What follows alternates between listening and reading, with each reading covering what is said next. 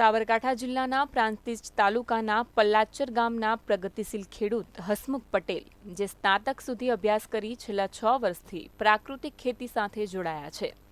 ગાય આધારિત પ્રાકૃતિક ખેત ઉત્પાદનોનું એફપીઓના માધ્યમથી વેચાણ કરી રહ્યા છે. આ સાથે જ આસપાસના ગામોના ખેડૂતોને પણ પ્રાકૃતિક ખેતી કરવા પ્રોત્સાહિત કરી રહ્યા છે.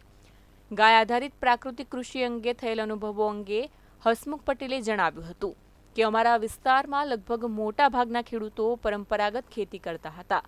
રાસાયણિક ખાતર તથા જંતુનાશક દવાનો વધારે ઉપયોગ કરવાથી જમીનની ફળદ્રુપતા ઘટવા લાગી, જેથી હું આત્મા પ્રોજેક્ટ સાથે છેલ્લા 7 વર્ષથી જોડાયેલો છું અને તેની જુદી જુદી તાલીમમાં ભાગ લેવા જતો હતો.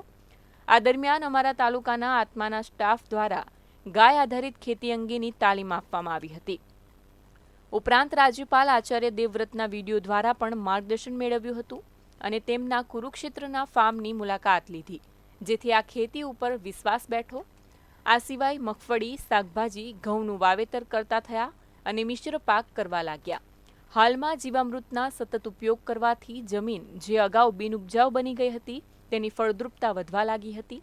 જમીનમાં અળસિયા ઉત્પન્ન થવા લાગ્યા અને અત્યારે ગમે તેટલો વરસાદ પડે તો પણ જમીનમાં અળસિયા ઉત્પન્ન થવા લાગ્યા અને અત્યારે ગમે તેટલો વરસાદ પડે તો પણ જમીન પાણી સંગ્રહ કરી લે છે.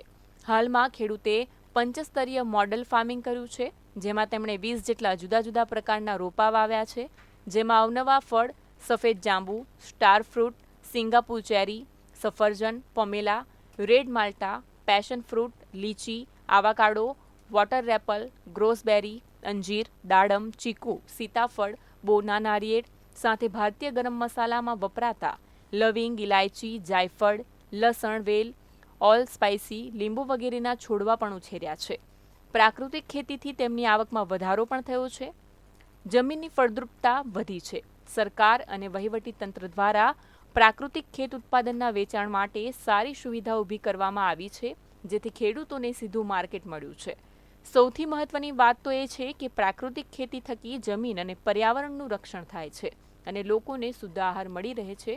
અંતે સૌ ખેડૂતોને પણ પ્રાકૃતિક ખેતી અપનાવવા પ્રગતિશીલ ખેડૂતે અપીલ કરી છે. તો આપણે એ કહેવાનું કે હું આ ખેતી કરું છું તો બહુ બધો ફાયદો છે અને આ પંચસ્તરીય મોડલ ફાર્મ જે બનાવ્યું છે તો મારું એક એટીએમ મોડલ બન્યું કે જે 2 વર્ષ પછી છે ને એની આવક સતત ચાલુ રહેશે, કે ફ્રૂટની આવક ચાલુ રહેશે, એના જોડે નીચે શાકભાજીની આવક ચાલુ રહેશે, શાકભાજી નીચે કઠોળ કરીશ તો કઠોળની આવક ચાલુ રહેશે. તો સતત એટીએમ મોડલમાંથી મને આવક મળતી રહેશે.